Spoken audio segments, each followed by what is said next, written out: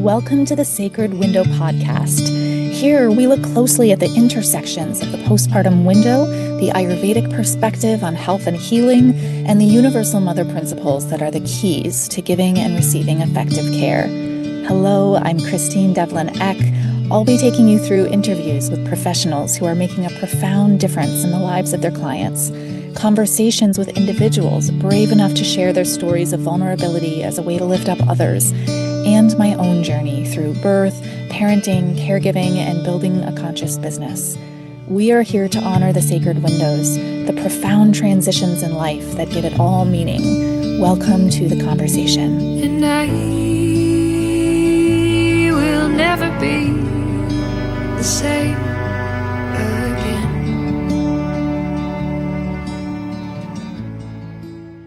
All right, everyone, welcome. I'm Christine Eck. I'm so happy to be here at this beautiful event on what is Marma Therapy and why is it ideal for the first week postpartum. I'm so happy to be here with my Sacred Window sister, my friend, my colleague, Charlotte Senseney-Sternkind. Charlotte's she's a founding instructor here at the Center for Sacred Window Studies in our Conscious Touch for Postpartum module. And we got kind of excited about thinking on topics that could help people come and get a sense for the amazingness of healing touch for specific transitionary times such as postpartum.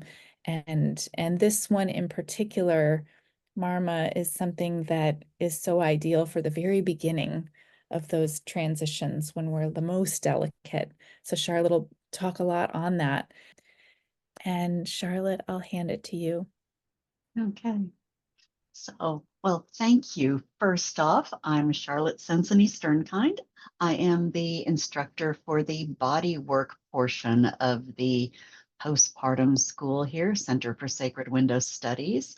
And it's always, it worked out during the pandemic for lots of us when we had to go on Zoom and couldn't receive the teaching in person. But how to teach body work virtually, I mean, lots and lots of recordings on our website, but we also have live classes that we do. And you're actually going to get to hear probably a bit more about Marma tonight than you might actually get on our course. So, yeah, let's dive in. So, commonly, most people think about Marma as Indian acupressure. Well, I mean, it certainly is a style of touch, along with acupressure in the Chinese tradition, shiatsu, which is Japanese, and many other types of touch therapies. So it's so much more than acupressure. So historically, they were points that were both therapeutic and lethal.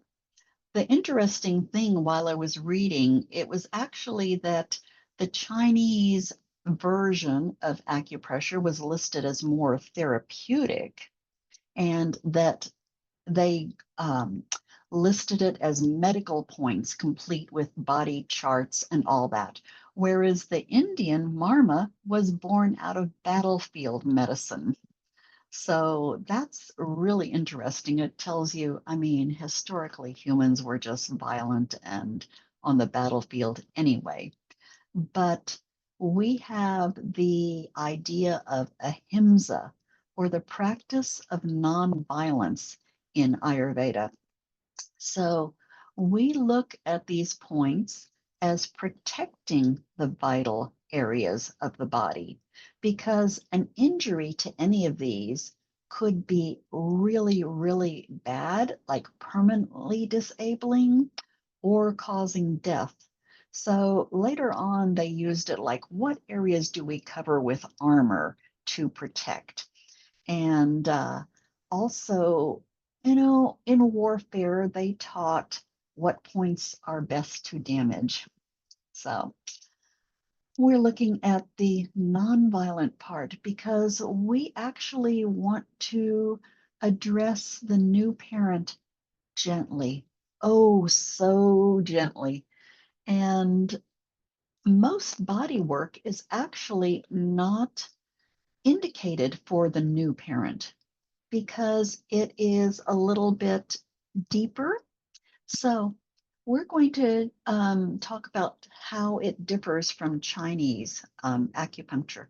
Well, first off, acupuncture, and many of you may have had that, it uses ultrafine sharp needles. Or I was actually interested to find a Mayan version online that used cactus needles to do the acupuncture. And I thought that was really cool, just another ancient tradition for doing that. And Chinese medicine also has moxibustion, which is an herbalized kind of incense stick that is held against the point. And I've used all of that. I mean, I'm going for acupuncture right now to work with some deeper issues. But the technique of Marma Chikitsa, or the therapy, was first written about by Shushrutra, a famous Ayurvedic surgeon, and it's been around for a long, long time. I mean, he was born around 600 before Christian era, and he talked more about it being protective. So the points are through touch and mild heat, although I haven't gone back to the original text, but I think the mild heat is probably just the warmth of your hands. So you rub them together before you start and say a blessing. So, but both systems, what they have in common is that they have communication into the deeper tissues, the organs, the energy meridians, and the systems that address all of the underlying and psychosomatic issues. So, what exactly is a Marma point? Well, it's an anatomical point, and I've got a picture of my wrist there. If you curl your wrist, you can see the little tendons right there. So, place where tendons, you can see the vein coming across. Nerves run right through there. This whole area relates to the pelvic girdle. So, there's also a nausea point in there in Chinese medicine, and I have used it also for pregnant clients who are experiencing nausea. So, or when I was a birth doula, it's like I would hold that one too for a client that was actively, going up during labor. So, think of it as any place where a lot of body tissues of different kinds meet. And you can think of it like one of the points that you don't want to injure is right here. Okay. It's a really important lung point. It affects the whole arm and the movement of the arm. All the nerves pass through there to the arm, and really strong in ligament attachments and muscles too. So lots and lots of points. In Chinese medicine, depending on which school you read, I found anywhere from 300 points to 672 points listed.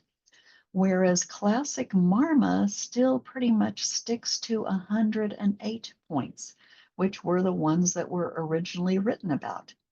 And people ask, well, okay, that means that every Marma point is also an acupuncture or acupressure point.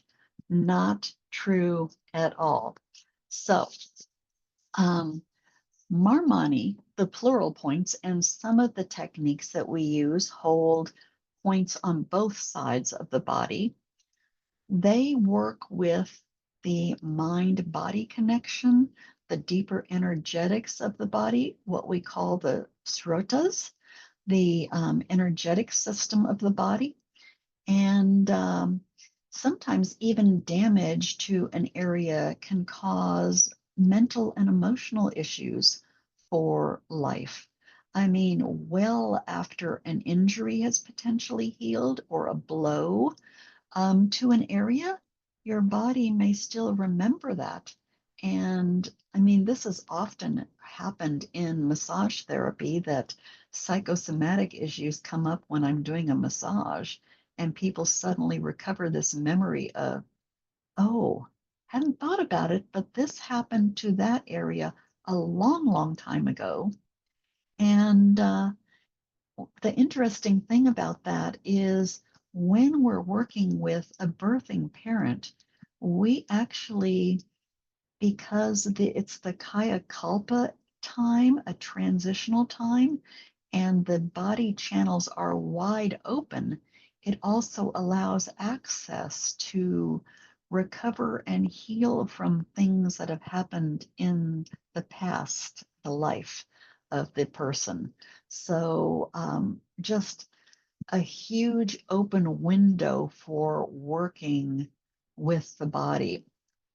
So um, you work it through touch.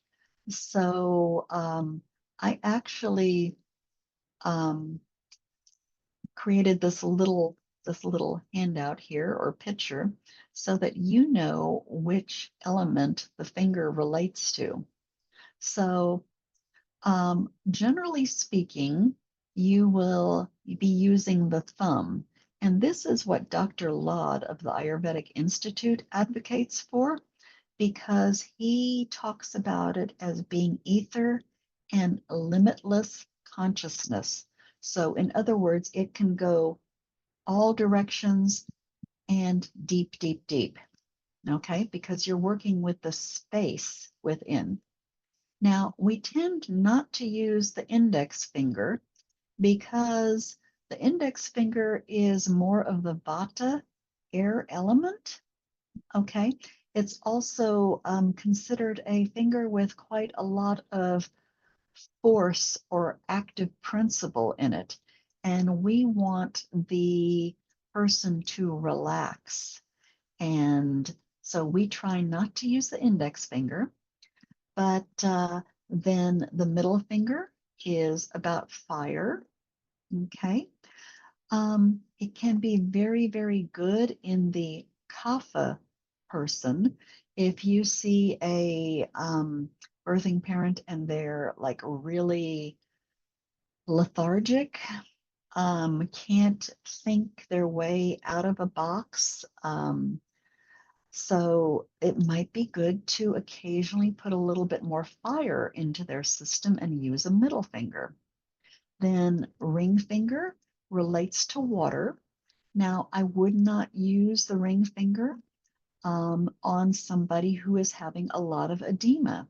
Say they had a birth where they had a lot of fluids pumped into them at the hospital. They're swollen. They may be kapha natured already. So that's where I would probably tend to use the fire finger and ether. Okay, so thumb or middle finger, and skip that fluidity. However, if they're fiery, if their pitta is elevated, if they're angry, well, think about using the ring finger and the thumb. So pinky earth almost never used. It's a very dense principle, but it is about the body and everything that is manifest. Everything that is manifest has some earth quality to it. So think about it that way. When we talk about touch, first off, it's relatively light, but certain I don't even know if everybody here knows what doshas are, but there are combinations of elements that create different types of individuals. So a Vata birther, this is the one that's very airy, spacey, lightheaded, um, usually very slight of body, tall, thin, you can tell them right away because they jump from topic to topic and nothing seems to correlate. So those are the ones that prefer the gentlest touch. At the same time, Vata is also the dosha of change. And what happens in postpartum? Well, first off, you had a lot of change growing this baby, a lot of change in body systems. And now you've brought the baby out. If it's your first time as a parent, lots and lots of change. So, and even if it's your second time, babies differ, okay? Births differ, timing differs, season differs, and we take all of those into account. So, right now, down here in Texas, we've got the first inkling of fall. So, we got some rain finally, and it's changeable thunderstorms, lightning, rain, dry, heat, rain. So we call it Vata season. And if you have a Vata or an ether air birther, my goodness, they're going to be even more overstimulated during this time of the year. So it's always interesting, Chinese medicine considers being born during a thunderstorm as really good luck.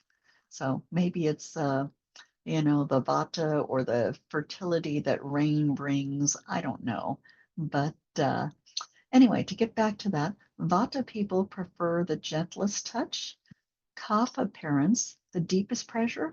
So kapha is water and earth elements mixed.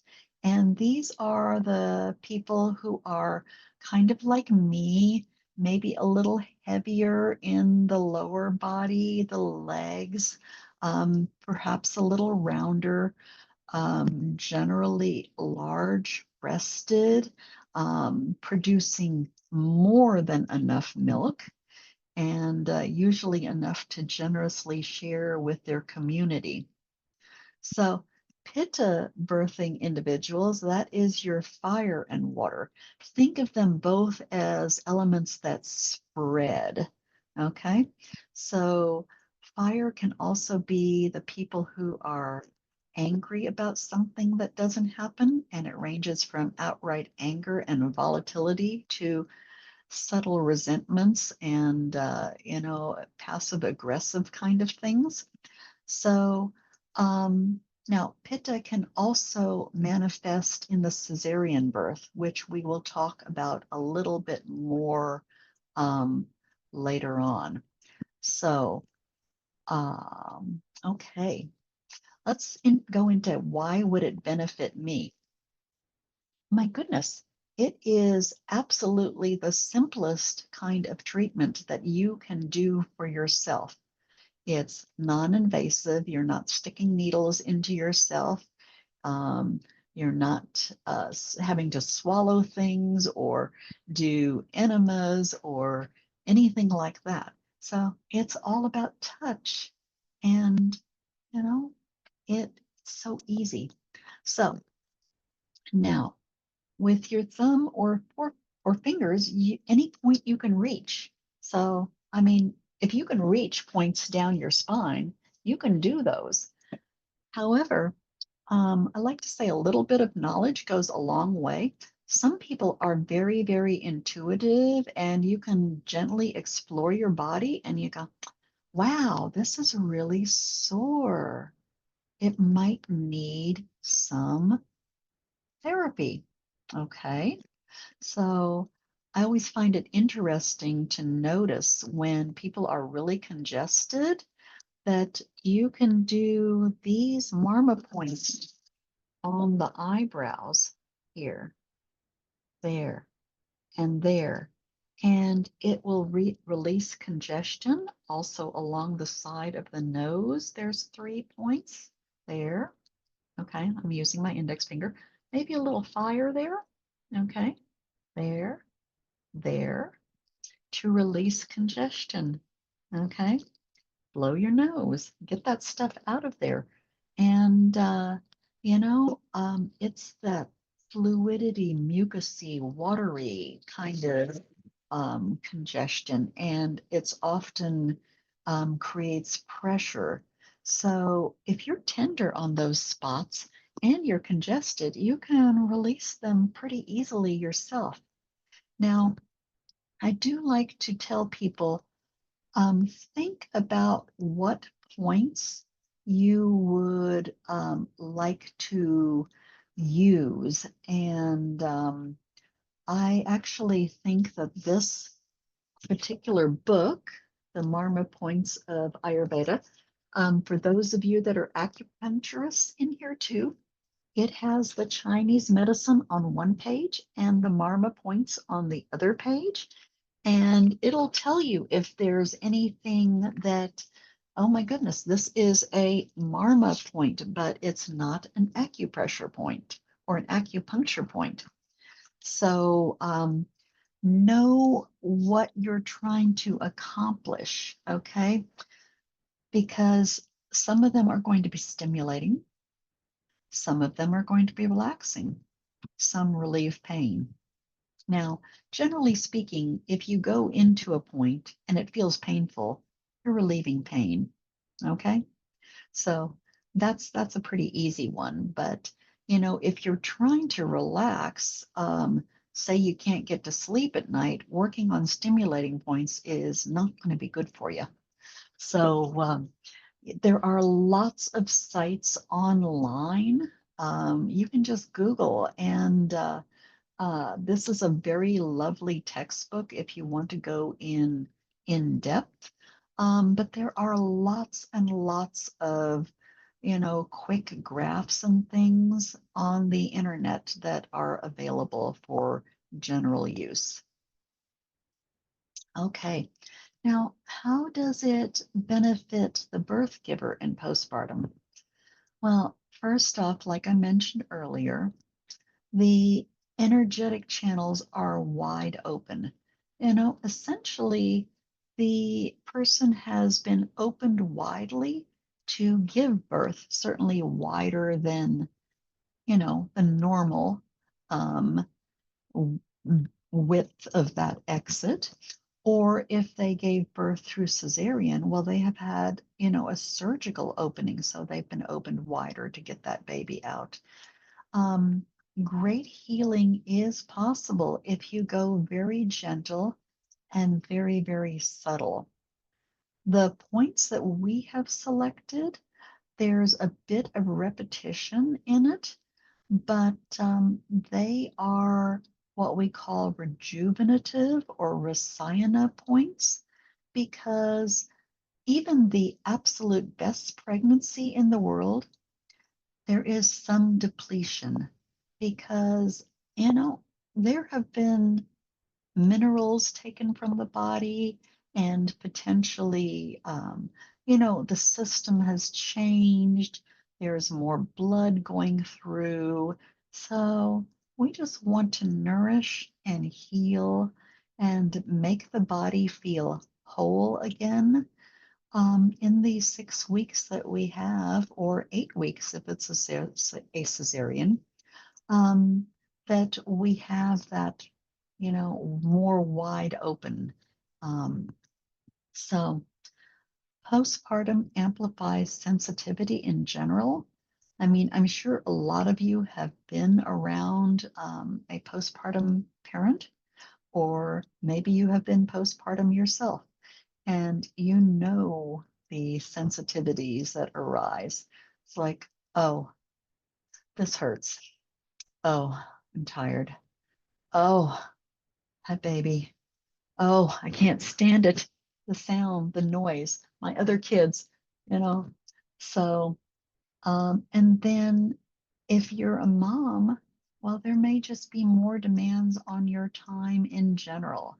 So we really, really, really try to reduce the sensitivity level with all the postpartum body work types that we do and teach in our program. So, and at the same time, even though Vata, that air ether element, is high, we do look for the other elements showing up. And sometimes we treat for those as well. So, more benefits for postpartum. So, when Vata is very high in that first week after birth, well, first off, excuse me, all the work is done with the client just resting on their back. I'm a massage therapist, so I use a massage table, but some of this work can be done with a client resting in a recliner. You can be kneeling at their bedside and treat one side of the body, or kneeling on their bed if they permit it.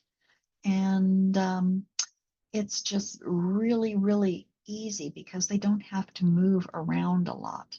And, taking into consideration, my goodness, they pushed a baby out. Maybe they pushed for 4 hours. Maybe they had a lot of tears. Maybe they have stitches that are uncomfortable. So, and we'll talk a little bit more about C-birth in a minute. So, but extra movement can be Vata provoking. So it's really, really good for when they just don't want to move around a lot. And when they're really sleep deprived, I can't tell you how many clients actually fall asleep on my table.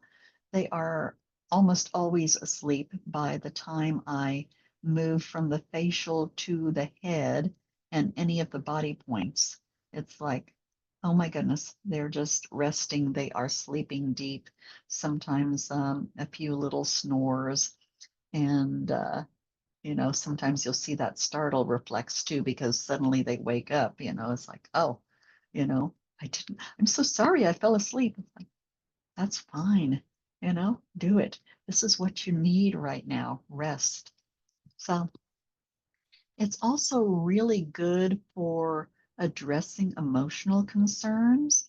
So when the client is really weepy, which can happen around day 4 or 5. And that's often when the hormones just suddenly drop, all those wonderful oxytocin kind of things that you had to support the birthing. And parents can get more weepy, more emotional. And it's like, sorry, I don't know why I'm just like crying and, well, and just hand them the tissues. So, really, really good to do a very gentle therapy when they're highly emotional. If they're having issues because the birth didn't go the way they had it planned, and sometimes I find it curious. It's the Pitta birthers that put the most planning into their birth and sometimes have the most issues of resentment or anger because their birth didn't go as planned.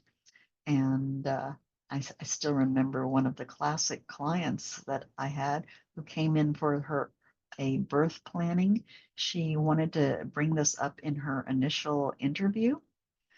She had 8 pages and 206 points that she wanted to cover. So this is how I want my birth to go. First off, whether I work with you or not, hospitals aren't going to read 8 pages. So can you reduce these, highlight you and your husband the most important things to address? Just letting you know, some people really like to plan and get upset if it didn't go to plan. So another time when people can get really emotional is when family support members say maybe they have an auntie or their mother come in, or mother-in-law, or their partner returns to work, or even this is generally past the time when we would see them as a postpartum doula.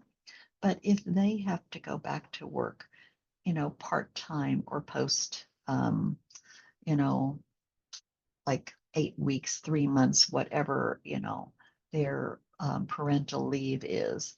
So that can be a really stressful time too. So then if they have had a birthing by cesarean, there are extra things that we look at.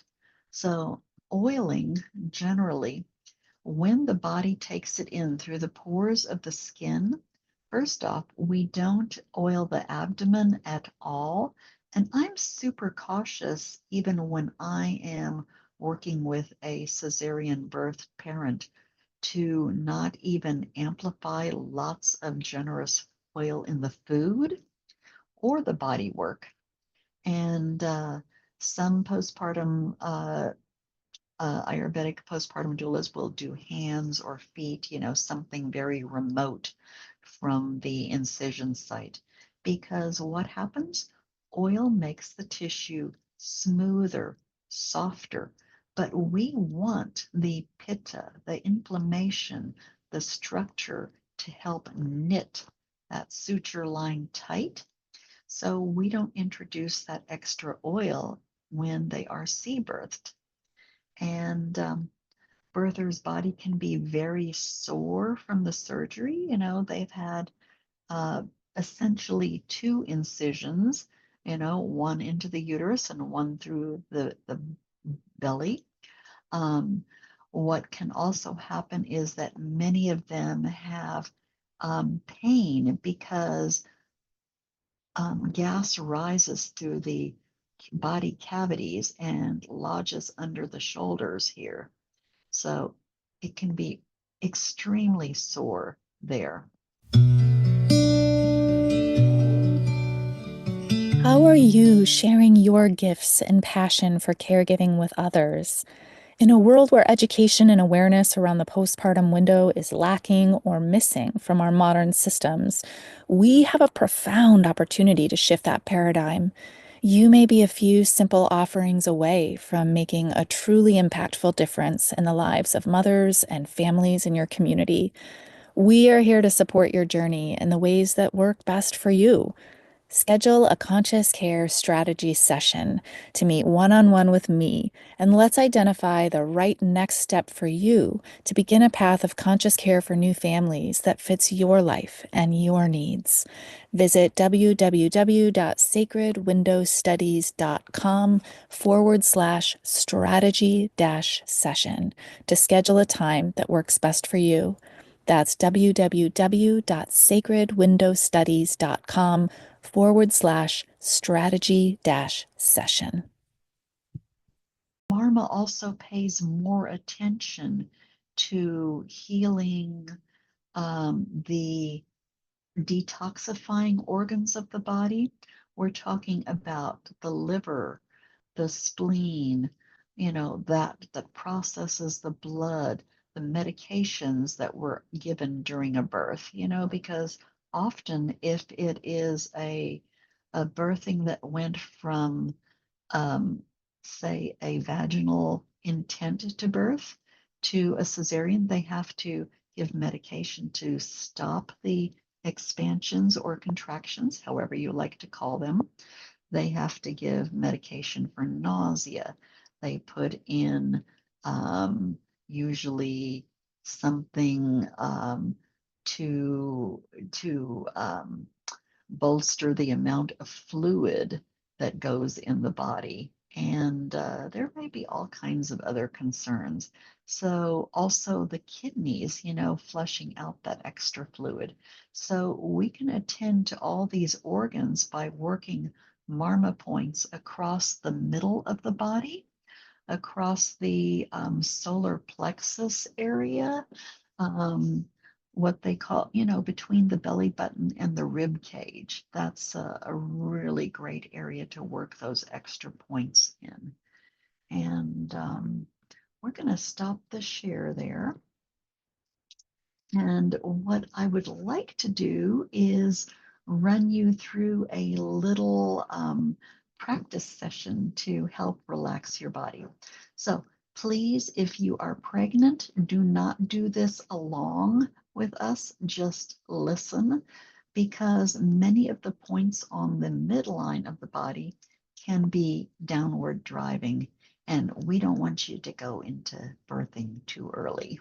Okay, so do not do that.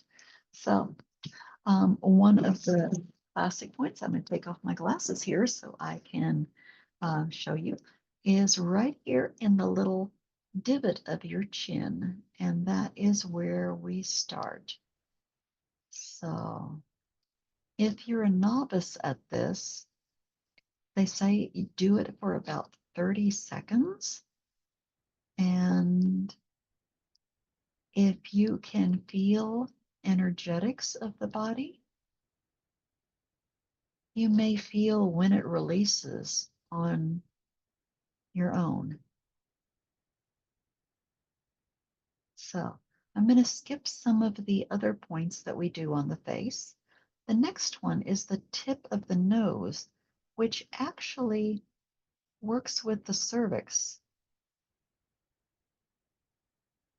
Those of you that are birth doulas, maybe you've taken spinning babies, or, something's happening, the cervix isn't dilating.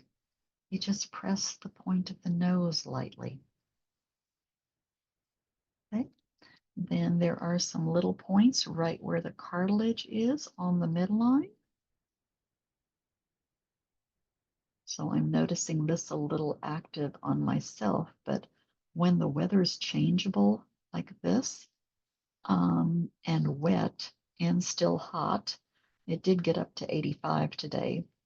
The mold growth just expands tremendously down here in Texas, and I get a little sinus headache. So right between the eyebrows. Oh, that feels good. Then you slide up into the third eye. So you can feel that where the brow bone kind of dips in. That's your third eye point. And this is where information is said to come in. It can be horribly overstimulated in a birther, especially a first-time birther who's getting lots of advice, and hopefully you can keep them off their devices and the internet so they're not getting all that advice too. But this can be a very, very relaxing point. Then slide up to the hairline.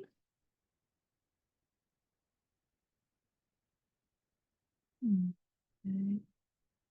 So the next point is, if you think of, you can feel this divot right there about the front third of your skull, and that is where the anterior fontanelle was. Okay, so it is called of course, I cannot remember anything worth beans. I'm so Vata. Okay, I but think it's it's Adipati. well, no, Adipati is the crown. Oh, Okay, okay. we're the Brahmarandra. Okay, yeah. Yes, thank you, Renu. So, so this is where the soul is said to enter the body. Okay, and it's a marvelous access point. Okay, then you go to the highest point, which is the point that Renu just mentioned. It's where the hair starts to turn. That is the Adipati or the Murti point. Okay, it relates to the pineal gland. It relates to where the higher chakras enter or exit the body. Okay, because some people think we have 7 physical chakras, and then there's 8, 9, and 10 outside of the body, which relates to higher body function. Very, very relaxing. If you've ever had acupuncture, they will often put a needle right there. Okay, and then you slide back a little bit towards the back, and you'll feel another little divot. And that is the Shiva Randra. It is where the posterior fontanelle was. Okay. And it is where the soul is said to exit the body at the end of life. Okay, now I want you to take 2 fingers and go right there at that little V at the top of where your neck connects to the skull, and just rest your palms on the skull and put your thumbs on either side of that. Some of you know this point as the still point. It is an area where prana, which is the subtlest, best part of Vata, goes in. Life force, chi, super, super relaxing. I mean, if all you do is maybe the third eye, this point, that point, and then hold these, you can almost always go to sleep super easy. Okay, because it just relaxes all the mental state, everything that's going on. So some of the other things that we address, once we go there, there are points that we work down the neck, which actually relate to digestion. Okay. Then there are points here that relate to, it will actually help the milk flow and is a marvelous pain relieving point for the cesarean birthed parents. So, lung, if their breathing is shallow and stressed, we do some gentle circles right there. There's a whole bunch of points between the breasts for lung, heart, emotional stability, milk production. So, curiously enough, most of Ayurveda doesn't consider too much milk an issue. Okay. But if there's not enough, you want to work with those points. Then there are points down the arm, the points between the rib cage and the belly button that work with the detoxing organs. Then the points that heal the uterus and fundus below the belly button to the pubic bone. And then points down the legs all the way across the knee, across the ankle, big toe, that help ground and stabilize. So these are all points that we address for the new mom, and a few more points on the face, and also some ear, and yeah, it's just a few more bilateral things that we do. Thank you, Charlotte, for preparing all of that for us. And I'm struck by how many ways there are that highlight the efficacy of Marma therapy and its gentleness for the very beginning of postpartum window. But even if there has not been a cesarean birth, even if, you know, just those first few days, for any of you who have experienced the postpartum window, you might remember that not wanting to be touched. The body is so sensitive and so busy trying to integrate the very basic functionality of movement and elimination. And so the idea of a full body abhyanga is maybe not even something that would feel accessible to someone in those first few days. So the simplest touch is so powerful, not to mention that in those first days, we are at the most Vata aggravated. So air element, ether element are so high. And Marma therapy, this is a therapy that speaks exactly to the subtle energies of the body. And so it is immediately received in a way that I find to be even more easy than for someone who is not in that super duper subtle space. So I just really appreciate knowing this tool, having this tool, and being able to apply it. And the way that you have created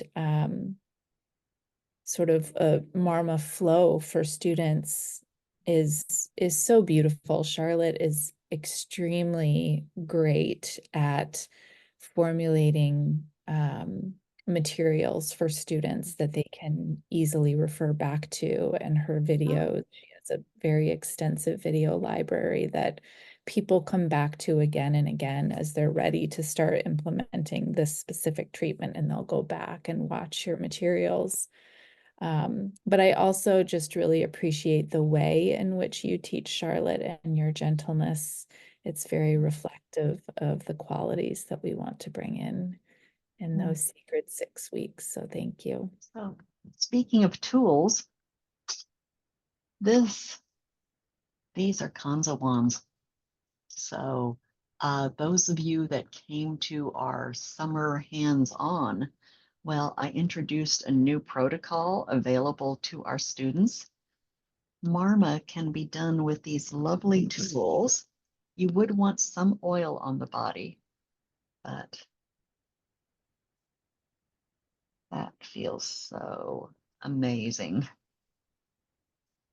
So, and you go across several different Marma points. So there's a whole protocol.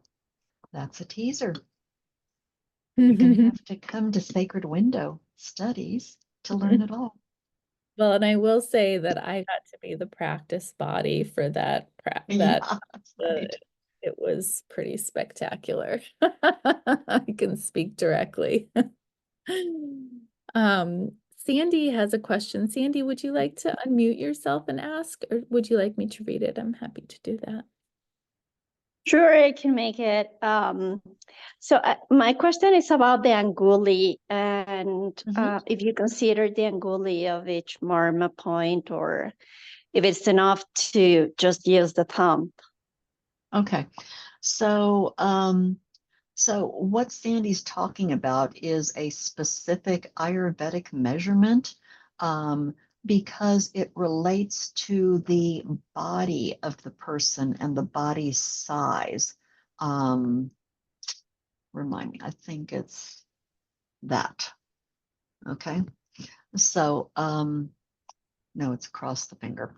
Okay, most persons, unless you're dealing with somebody who's 4 feet tall or 6 feet tall, are pretty close to the point being in the same location.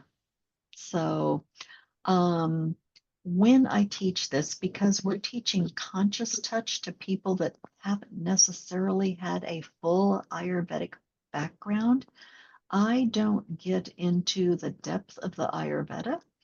And, you know, if they want to do more studies, there's marvelous schools out there for full Ayurvedic studies. And with that being said, I have to tell you, I'm a massage therapist. My first introduction to Ayurveda was from going to my ashram and getting treated by a Vaidya there, a Ayurvedic doctor, and meditating and being in the ashram kitchen is how I learned to cook. So I've not received the full classics training myself. So I think it's good enough to have a good picture and for the location point. So I hope that answers your question, Sandy. Yes, thank you. Charlotte goes through one thing that she asks all students to do is to become familiar with the laws in your location. Generally, all of the things that we are teaching in our program are within a safe scope of practice that does not require certification. So we are looking at things that have to do with body work as opposed to what you would need to be trained to do with an massage license specifically, educating people on, the self massage, on the Ayurvedic infant massage, um, practices where you are fully clothed, skills that have to do with facilitation, like supporting families and organizing and facilitating the care that they need with their communities, hands-on in the home support for things that that family is needing, herbal support foods and food preparation routine and things like that, which are frankly missing from the experience that most families have. So while these things seem so simple, they're absent for most people.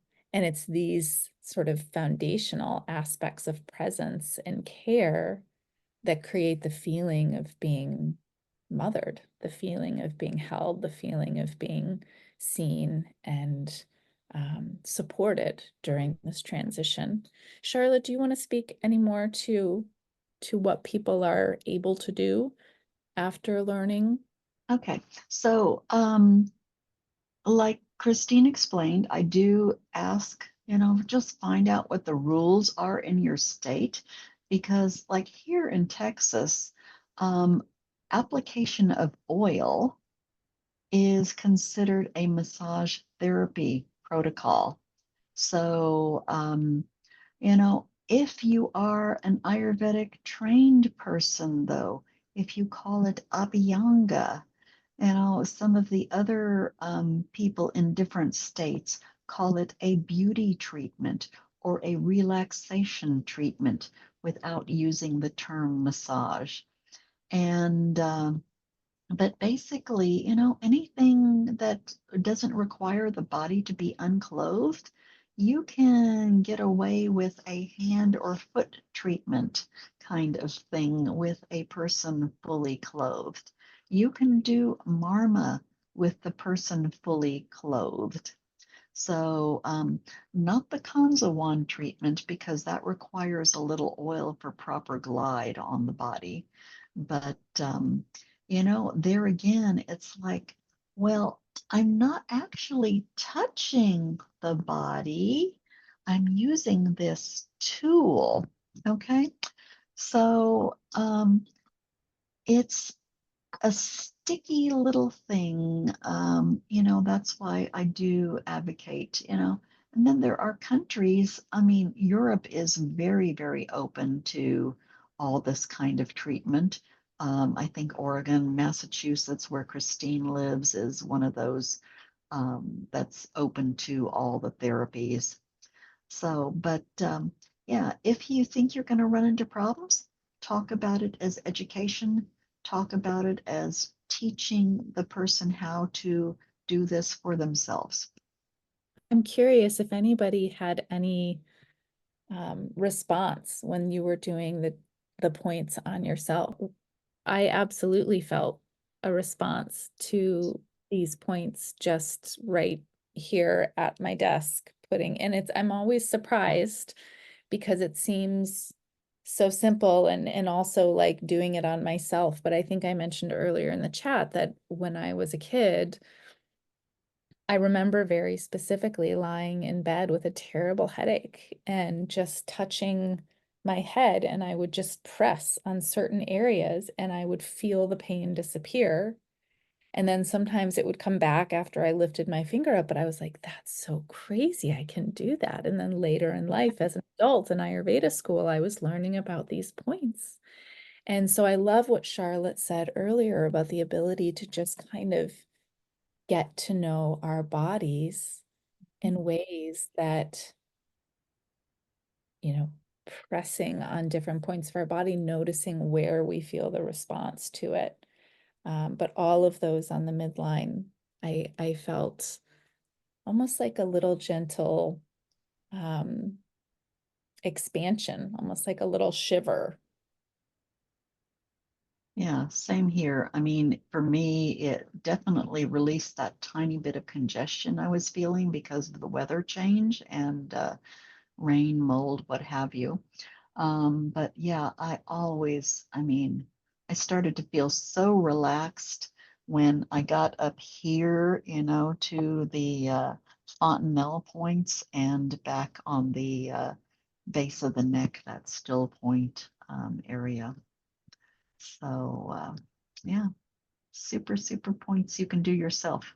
Charlotte, can you speak to using Marma points on babies? Yeah, I'm actually thinking I won't have it ready this time probably, but yeah, one of the things,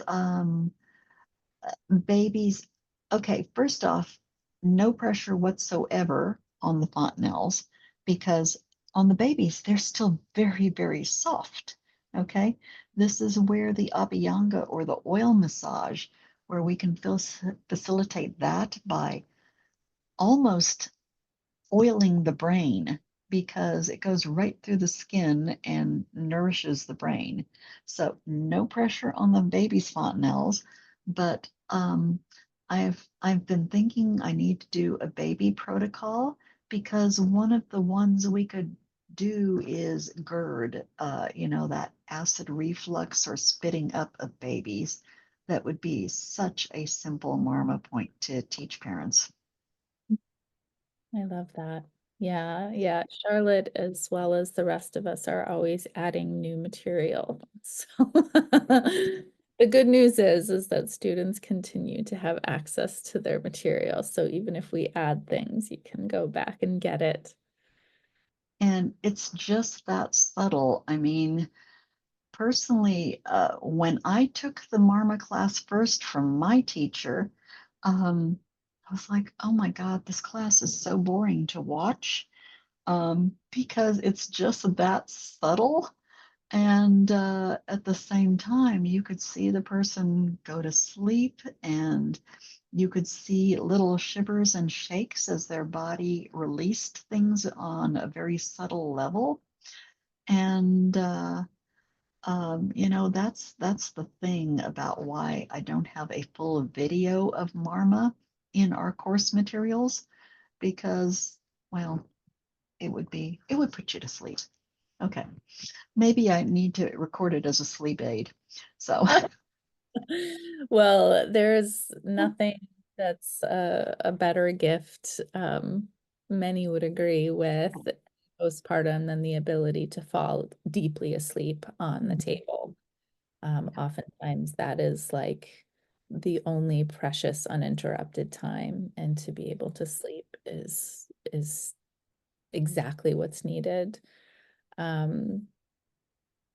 For people who are joining our program, we are offering free access to the or the in-person training online hub, which houses all of the instructional videos of the body work that was taught at the retreat as well. So there actually is a video of oh, Charlotte teaching the Marma in that material, which will be available to students. Um, so this recording will go out to all of you in case you didn't catch all of it. But oh, I'm so glad that there was a tremendous response to enrolling for this free class. And I think it's because it's such a compelling time, this first week postpartum, and knowing what can be done. And Marma is such a gentle and effective treatment that I hope you all are inspired to try it. We, as Charlotte said, are here. So if there are other questions that come up, we'll send you some helpful links in the follow-up. But know that we're here, regardless if you are a student of ours. Our mission is to support this field and create greater awareness and inspiration and get people excited about offering loving care for new families, but also for yourselves. Because when we are full, when we are cared for, we are best able to do that for those that we love and serve. So, Charlotte, do you have any closing words for us? Come to class. Yeah. And thank you for this class, Charlotte. This was perfect. Yeah. Thank you for coming.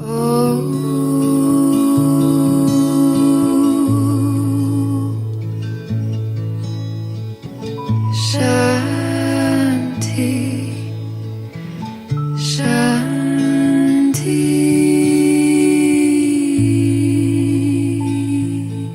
The Center for Sacred Window Studies has been training postpartum care providers, professionals who work with new families, and individuals passionate about postpartum care since 2018. We regularly host live free events alongside our online and in-person training and certification programs. Hop on our newsletter list to get direct access to all of our events and community support gatherings. Our mission is not only in training conscious postpartum care providers, but in fostering a robust, informed, and thriving community of postpartum professionals. Once you step inside, you're family forever. Visit www.sacredwindowstudies.com to add your email to our newsletter list. You can support our work by subscribing to the Sacred Window podcast and sharing with someone you know who would love it. Thanks for being here and participating in the culture-wide shift that recognizes the need for and the importance of conscious postpartum care.